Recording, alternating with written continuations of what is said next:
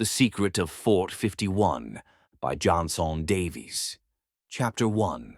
Shadows in the Ice. The wind howled across the vast Alaskan landscape, painful icy needles buried in the frozen gusts.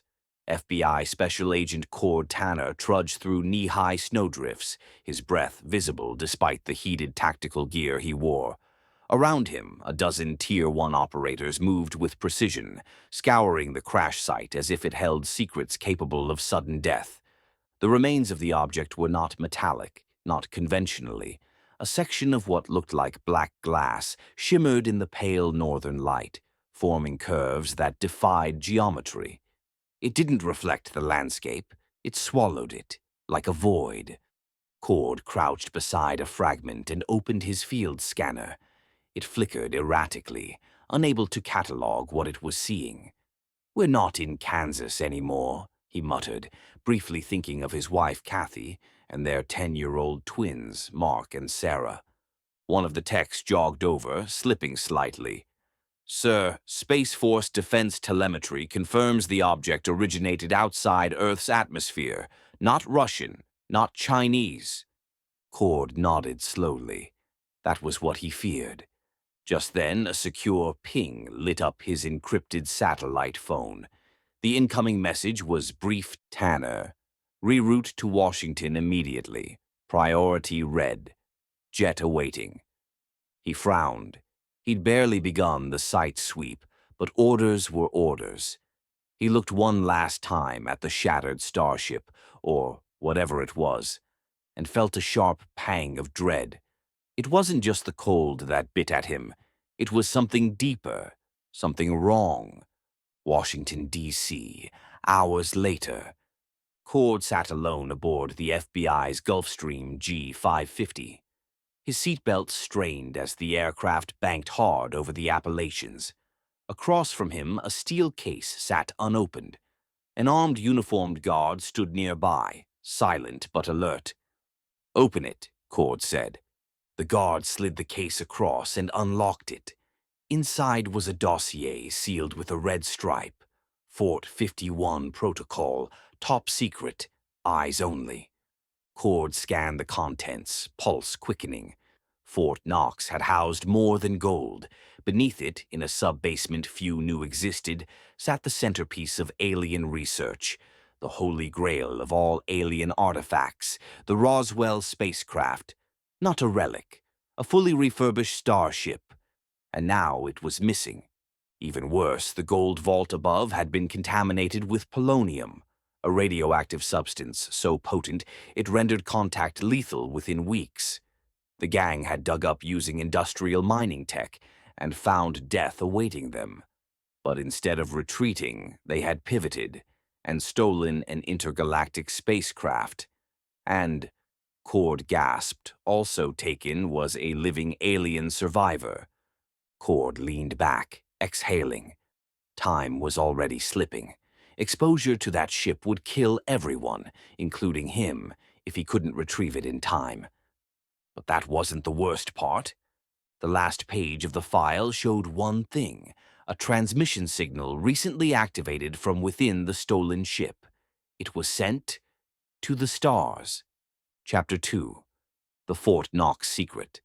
Fort Knox, Kentucky, next morning. The convoy of black SUVs rolled past security gates with silent urgency. Cord, now flanked by a small elite task force, felt the weight of his authority settle upon him as the armored vehicles reached the heart of the historic military installation. Its true purpose unveiled itself. Not through gold, but secrecy. General Marjorie Atwood, head of Defense Intelligence Special Projects, greeted Cord with a grim expression. "You're standing above one of the best-kept secrets in American history," she said. "Time to meet Fort 51. They passed through heavily guarded corridors lined with steel, keypads, and retinal scanners. Finally, after what felt like the descent into hell itself, the elevator doors opened on a sub-basement 5 levels deep, just beneath where 5,000 tons of irradiated gold gleamed uselessly. Here the air felt different. charged. The vault below the vault. The chamber sprawled like an underground hangar, filled with scaffolding, research equipment, and an eerie silence. At its center was the cradle, where the alien craft once sat, hovering above the containment pad. Now the cradle was empty, cords sliced, and containment units tossed aside. In one corner, a prison cell made of ballistic glass sat empty, its sophisticated lock blown to pieces. 72 hours ago, Atwood said, the craft vanished. Sensors picked up seismic activity. We later discovered that a boring machine drilled up from beneath, bypassing our outer perimeter entirely.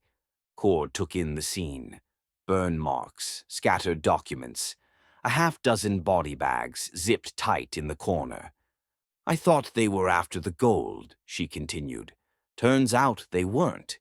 Not after they realized what we didn't. The polonium factor. A scientist stepped forward, nervously clutching a Geiger counter. We detected radium F, polonium, seeping into the gold over a decade ago, a containment leak from our former nuclear repository on the East Wing. Cord glanced at the readings. What does that mean for anyone near it? The scientist didn't blink. Death, 20 days, maximum. Just being down here, we are all already infected. Cord took the news without emotion. The gang hadn't just stolen a ship. They'd taken a flying sarcophagus, an artifact laced with death. Whoever comes near that thing, Cord said, has no idea they're already dead. Atwood nodded. Unless we find it and contain it, we risk worldwide contamination on a scale we can't control. Worse, the ship sent a signal before disappearing. Cord turned sharply. To where? She hesitated. Not where. Who? Orders from the top. Back on the jet, Cord reviewed new orders. Full command of all agencies. Operational authority clear across the board. But one directive outshined them all. Keep everything top secret. He leaned into his seat as the engines roared back to life. Outside, the Kentucky morning glowed warm and innocent. Inside, the weight of alien technology, geopolitical sabotage, and ticking radiation bore down on him. Cord called his wife, telling her few details, but that he was assigned to an important case and would be gone for an indeterminate period of time. He then FaceTimed with the twins, catching up on all their youthful misadventures and sibling drama. Afterwards, he took a deep breath and tapped a single word into his secure tablet. Begin. Chapter 3. Radiation and Ruin. FBI Command, Jet, en route to Denver. Cord's fingers flew across the tablet as he fed coordinates and tasking orders to a dozen federal agencies. The goal was simple and terrifying. Find the stolen spacecraft, the missing alien, and anyone who'd been near them, hopefully before they dropped dead or triggered something far worse. The file's metadata revealed something unexpected.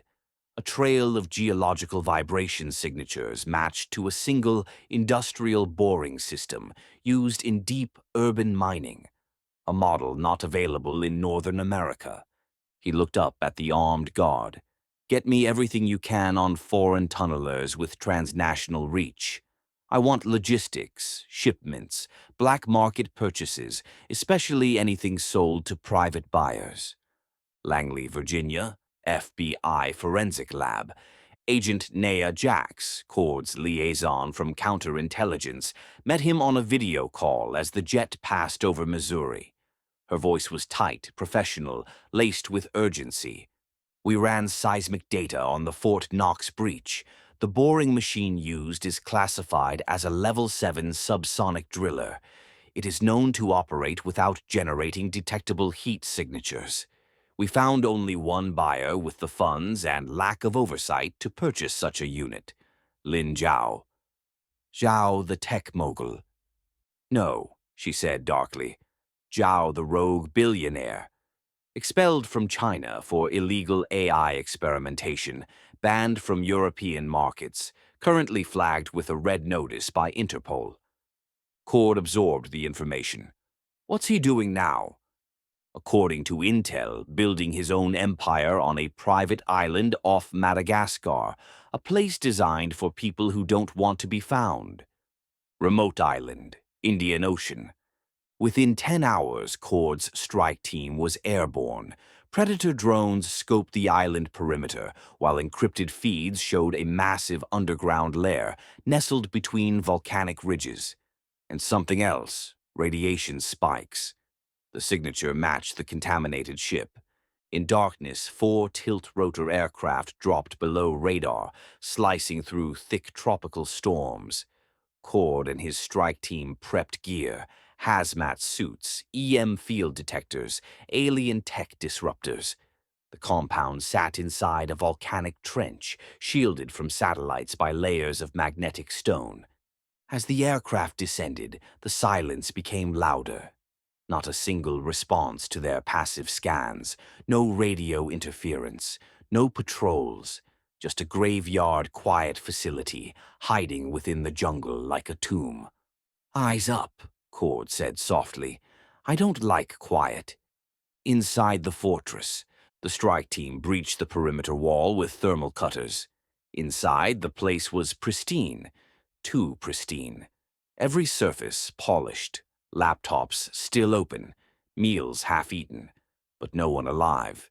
In the subterranean hangar, the remains of the boring machine loomed like a steel beast, drilled to ruin and leaking oil. Beyond it, lights glowed from a sealed room labeled Command Core. Cord entered. Zhao's Island, Inner Vault Complex. The bodies were still warm when Cord's team breached the subterranean vault. 12 mercenaries, outfitted in advanced body armor and equipped with cutting-edge weaponry, lay in tight formations, clearly not caught off guard. They'd been executed in precise, coordinated strikes. Gunshot residue and shell casings painted a grim tale. "Whoever did this," said Agent Vega, Cord's field lead, "was trained to eliminate combatants with zero margin. These guys didn't even get off a shot." Cord crouched near Zhao's body. His fingers drummed against the command terminal. The billionaire's head had been tilted unnaturally, eyes still wide open, jaw partially dislocated. But it wasn't just an execution, it was symbolic. A nearby wall glowed with foreign glyphs, some fresh, others etched deep into the foundation. Vega scanned them with an alien lexicon app developed by Fort 51 linguists. "It's a hybrid," she whispered. "Some kind of warning code. Says, life given, death unanswered, keys inverted, echoes denied." Cord stepped back slowly. "That's not just alien language. That's a message." The transmission room. Encrypted communications revealed the ship had sent one final burst, scrambled through a Russian satellite near the Arctic Circle. The ship had either been captured or relocated, and Cord saw something else. A proximity alert triggered 3 days ago, marked unknown entity boarding. Then another line, occupant active, radiation levels stabilized. He turned to the others. "The alien is still alive."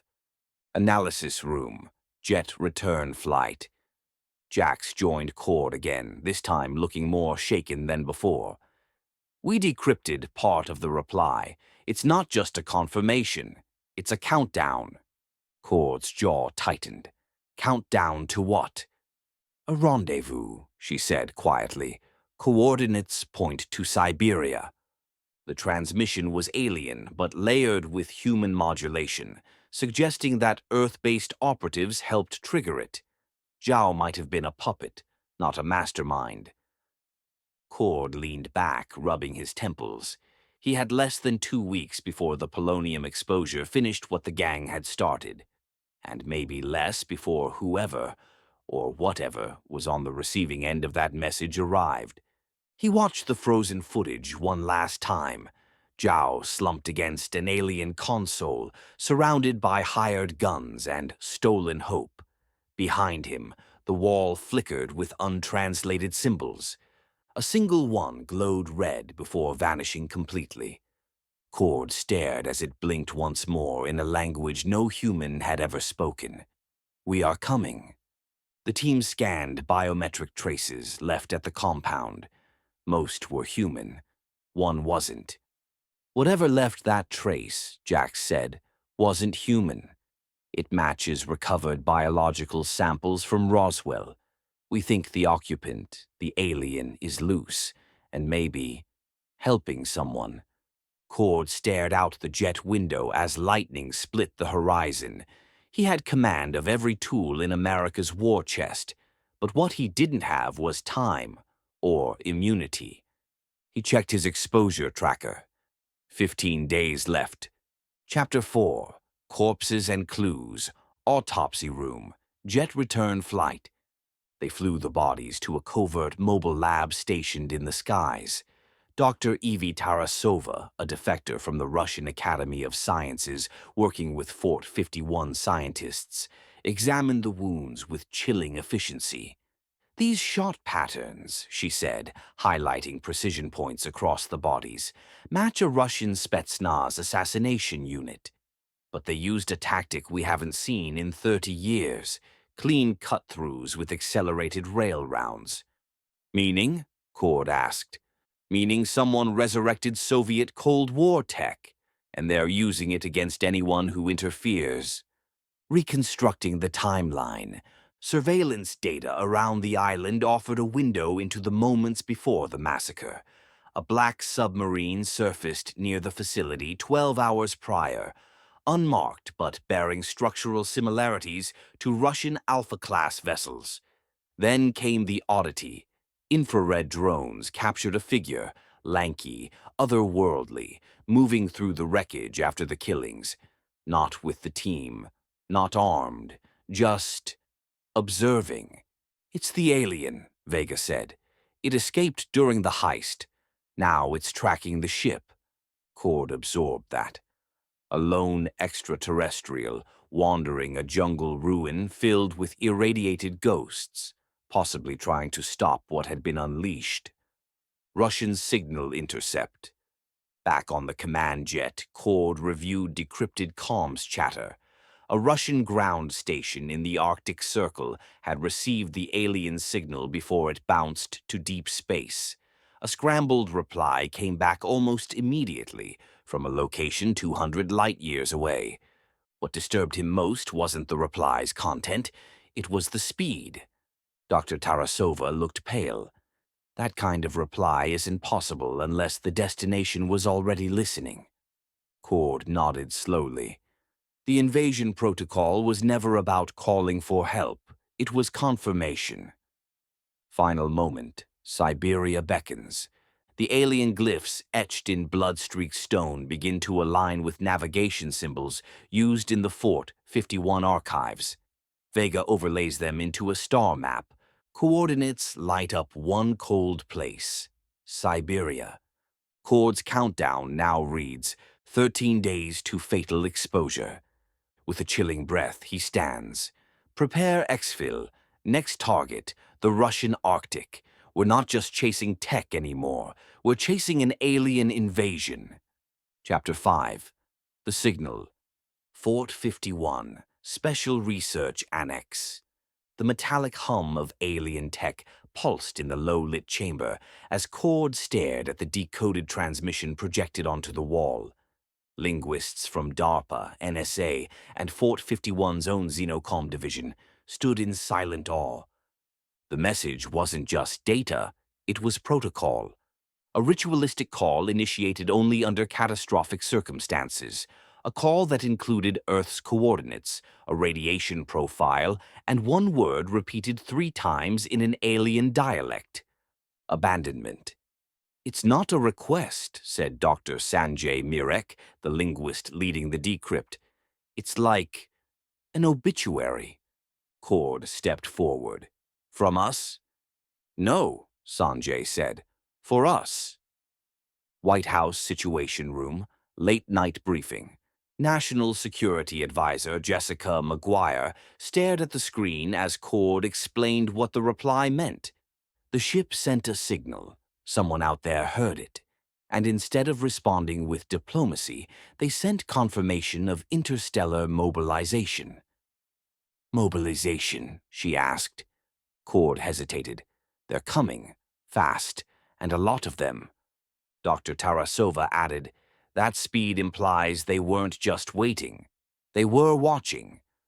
Private intelligence report, known phenomena. Cord reviewed a black dossier stamped burn after reading. It referenced Project Echoes, an interagency effort started in the 1970s to monitor deep space rhythms for unnatural synchronization. The report claimed that Area 51's original occupant had shared algorithms meant to screen for approaching presence. Those algorithms had gone quiet until now. Echoes had returned. Mission Siberia, planning phase. Cord studied satellite thermal maps of Russian installations above the Arctic Circle. One base showed spikes not consistent with standard radiation, but with cosmic particle interference, a field signature similar to the Roswell crash. Here, he pointed. We go here. CIA operatives protested. That's an active Russian weapons lab. Cord replied without blinking. Not for long. Night before infiltration. In his quarters aboard the mobile command jet, Cord injected a polonium inhibitor, experimental, unapproved, and possibly useless. The exposure clock now read 11 days. He opened his secure tablet and typed a single journal entry. If death's a countdown, let it end staring into stars, not hiding beneath vaults. They called this ship a relic. Maybe it's a mirror. Maybe this whole thing was always about who we really are, how we react when the unknown doesn't knock, but breaks down our door. Launched to Siberia. The mission roars to life at dawn, stealth aircraft slicing across Russian airspace, heartbeat sensors tapped into alien frequencies, and a new variable, unconfirmed biometrics picked up near the Siberian base. They weren't just tracking a ship, they were tracking the alien itself. Cord looked out across snow-choked valleys, pulse steady.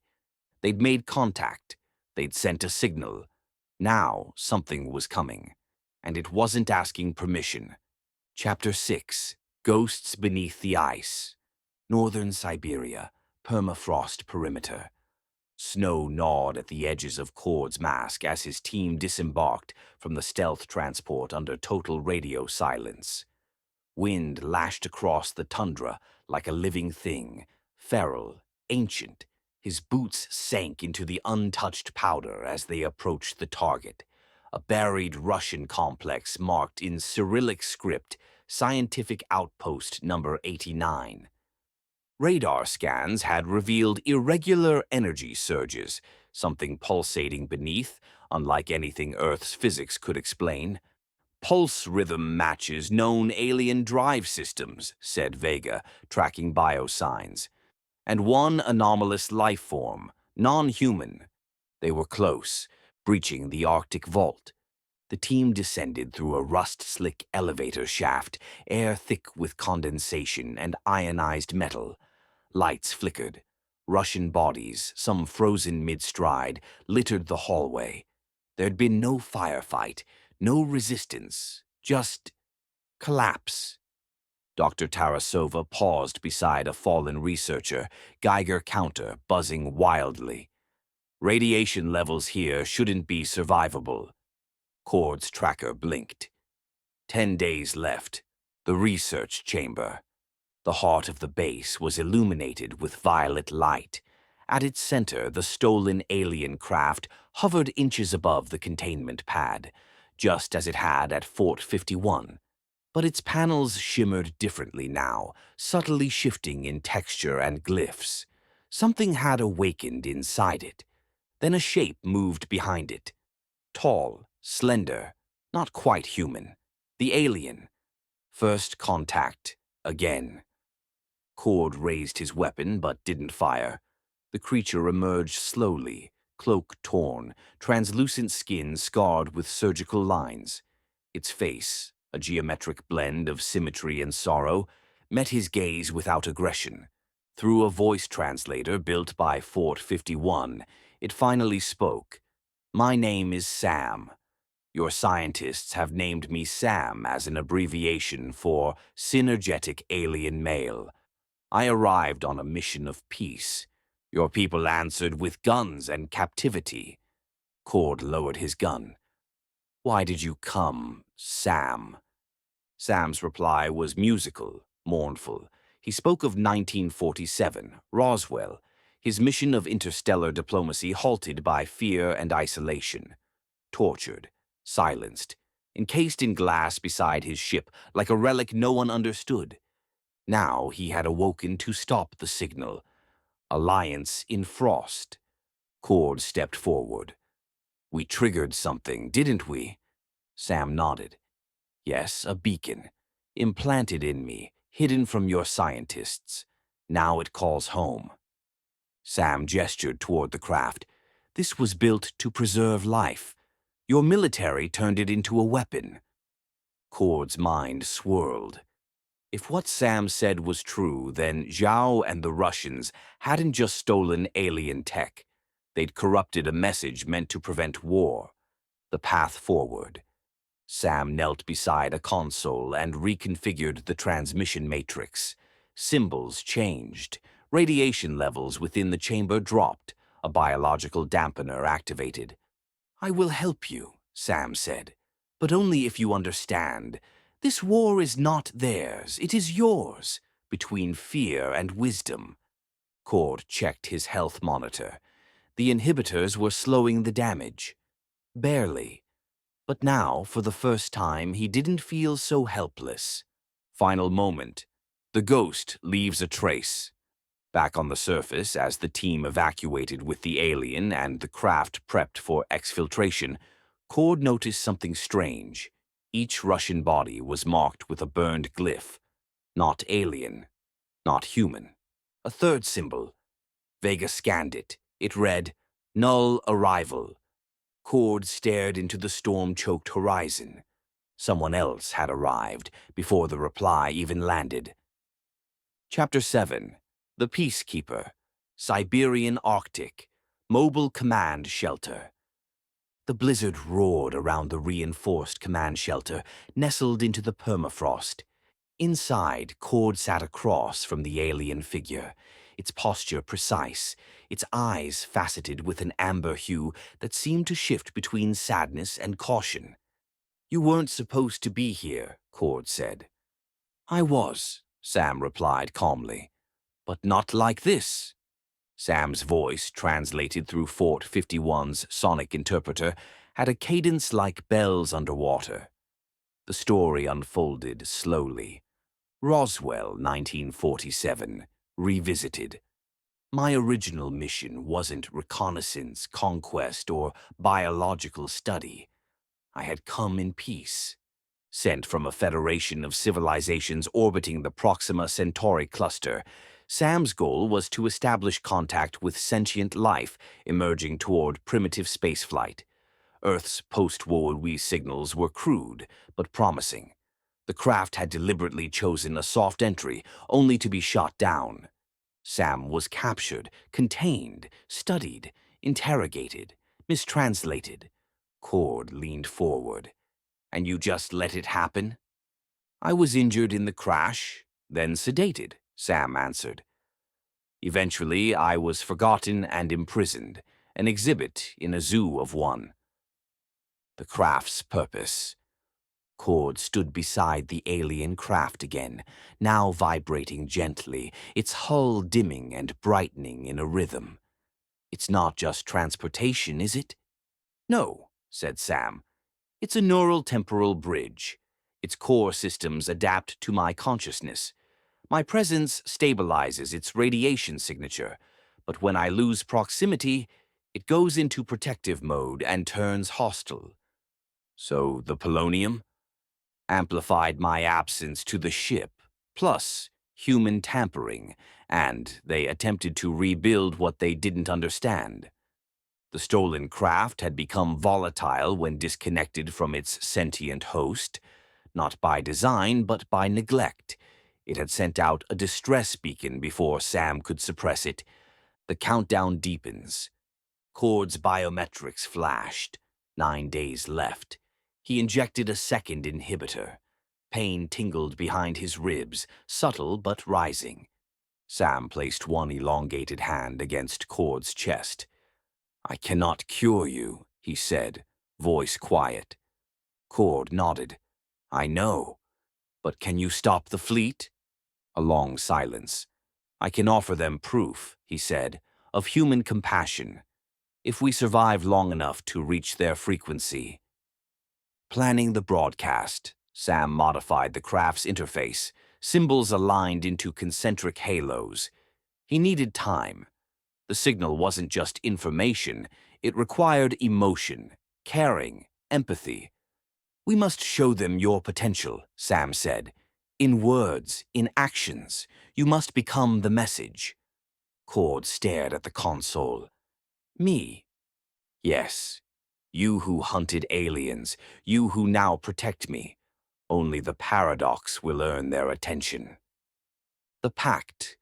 Cord walked out into the Siberian night, flurries dancing around him like sparks from some other dimension. He knew what he'd become, part ambassador, part sacrificial lamb, an echo of humanity in his last lucid moments. Sam watched from the doorway. "Your kind fears darkness," he said, "but it is in darkness that stars appear." Together they began crafting a transmission, a new kind of signal, one not forged in fear, but of hope. Chapter 8, Countdown, Siberia, Temporary U.S. Safe Zone. Cord's hands trembled slightly as he secured the final relay unit to the alien craft's transmission arc. His blood pressure was erratic, temperature elevated. The polonium exposure was gaining ground. The inhibitors weren't holding. His nose began to bleed, and his vision blurred. He had 8 days left. "You must rest," Sam said. Cord chuckled softly.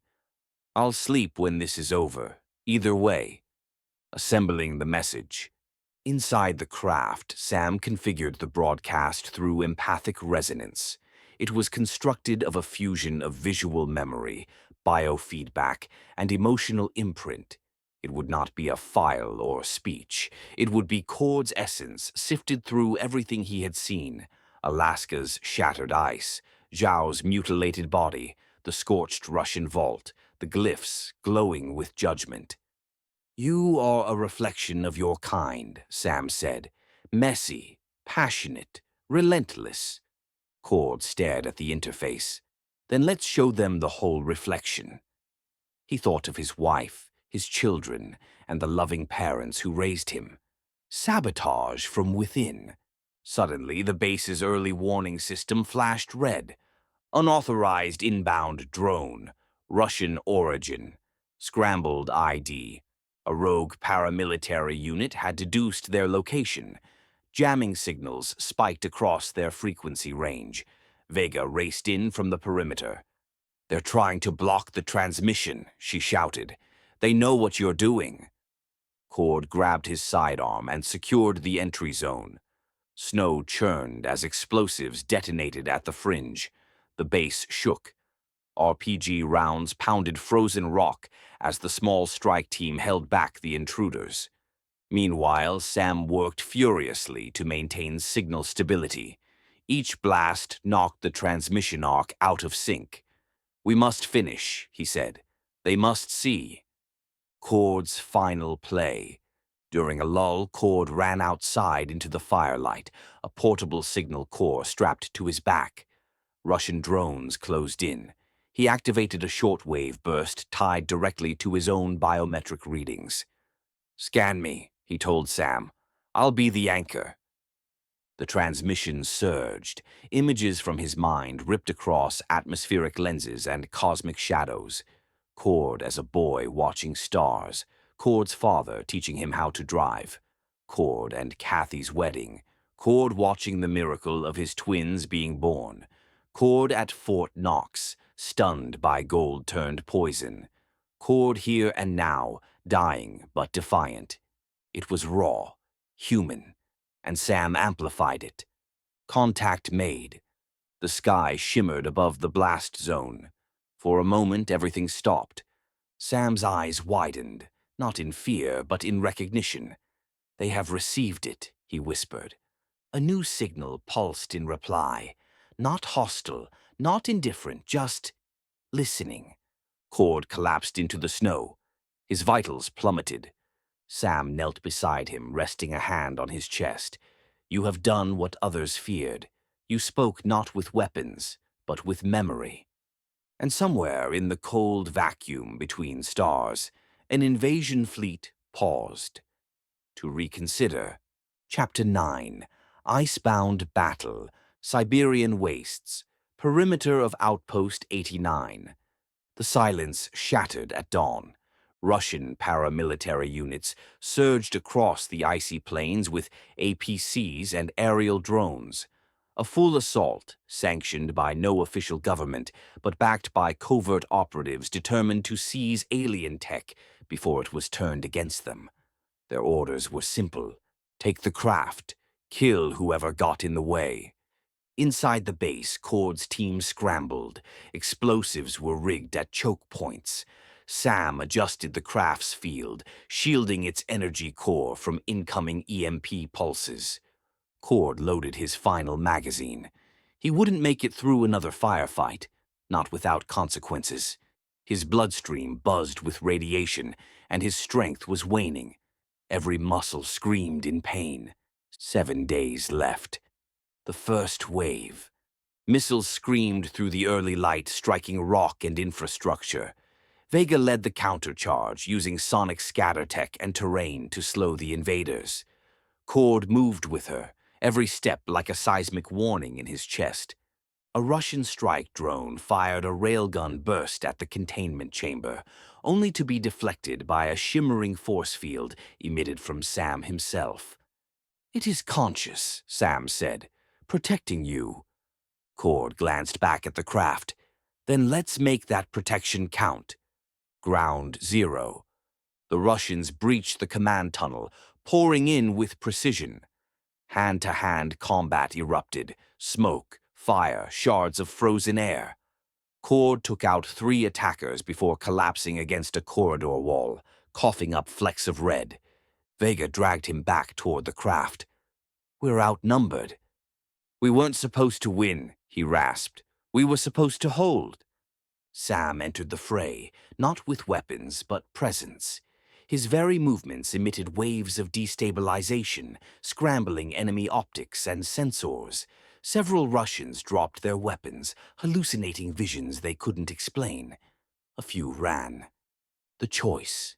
Inside the containment room, Cord stared at the craft's flight matrix. Sam revealed a grim truth. The ship could leave, but only with one passenger. Human physiology required a full containment arc, and power levels were too low for multiple jumps. "You must go," Vega said. Cord shook his head. "I'm already done. You take it. You finish the message." Sam stepped forward. "You are the message." Cord's last stand. Outside, the Russians regrouped.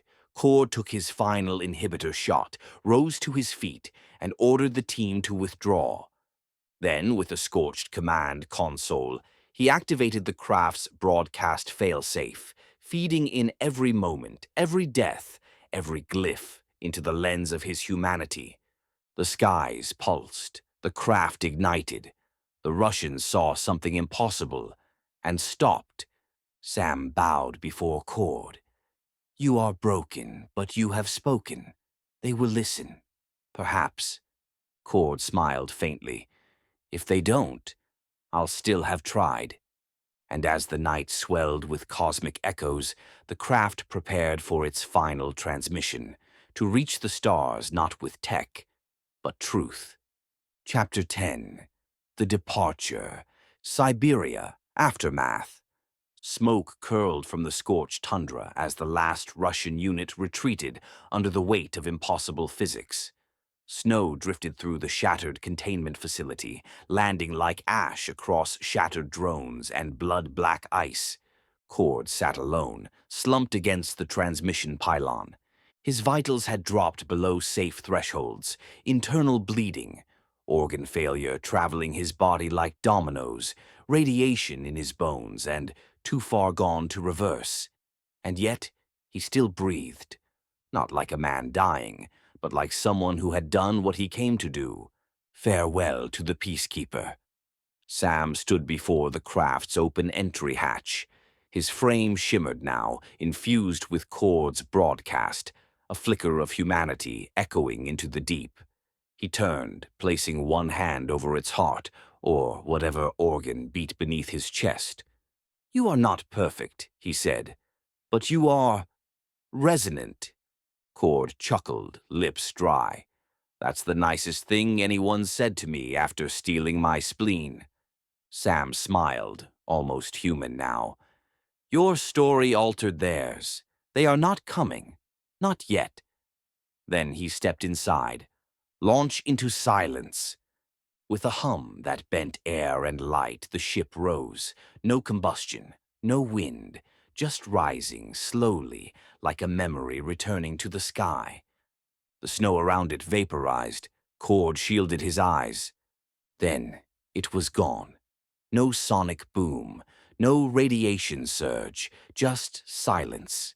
A silence so deep it resonated inside him like a heartbeat, too big for flesh. Legacy transcribed. Vega joined him minutes later, kneeling beside his weakening form. "They've stopped scanning us. The satellite feed's quiet." Cord handed her his secured tablet. "Everything's there. The logs, the glyphs, the craft's bio-interface. And your journals?" "Every single word," he said, "even the stupid ones." She squeezed his hand. "They won't forget." "I didn't ask them to remember me," Cord whispered. "I asked them to remember we mattered." Final transmission. Before his consciousness dimmed, Cord initiated one last log entry, his voice slow, broken but clear. "To the love of my life, Kathy. Honey, I'm sorry I won't be with you as you continue your journey through life. What I did, I had no other choice. My family, my country, and the world was at risk. Duty called. I saw mankind's future buried under fear, but I also saw light. We as a people are small, but we are loud. Let us speak up and wisely. To my children, Mark and Sarah, there was so much I wanted to teach you, to share with you. Now you only have your mother and each other. Be strong together, and nothing will be out of your reach. I love you all beyond all else. Farewell, my family. Cord, your husband and father." Then the recording clicked off, and Cord Tanner, special agent, reluctant ambassador, dying man, closed his eyes beneath the frozen stars. Chapter 11. Legacy. Washington, D.C. Confidential Debrief Room, Fort 51. Weeks have passed. The room buzzed with silent reverence as Vega stepped forward, placing Cord's encrypted tablet on the display pedestal. Around her sat members of Congress, joint chiefs, and quiet figures from intelligence sectors that technically didn't exist. A screen flickered to life. Audio logs began, Cord's voice rough, tired, unwavering. "They came. We spoke. The stars listened. One by one, symbols translated themselves in real time. The alien message, filtered through Cord's biometric memories, had become a universal dialogue. Its impact still rippled across data networks no one could fully trace. The whisper heard across space. Fort 51 analysts confirmed that deep space signal sweeps had quieted. No new signatures, no invasion fleet. Just the occasional ripple across space, a slow, rhythmic pattern, like breathing, memorial. In a sealed chamber beneath Fort Knox, where irradiated gold still rested as a warning to human ambition, a new artifact was placed. A recording capsule encoded with Cord Tanner's transmissions, journals, mission logs, and final messages. Alongside it was an ornate box containing a presidential medal that would never see the light of day. Above the vault hung a plaque. He spoke not to conquer, but to connect. May we always remember that legends are born when silence is broken. Visitors never came. It was too secret. But some nights the capsule flickered faintly, as if responding to signals far beyond human reach. Elsewhere, a signal. On a desert ridge in New Mexico, a lone radio telescope crackled unexpectedly. It wasn't a voice. It wasn't a code. It was a sound. A heartbeat. Not Earth's, but familiar. An alien named Sam was saying hello. Final paragraph. The secret of Fort 51 doesn't close here. It begins again, every time someone dares to ask, what if there's life out there? The end?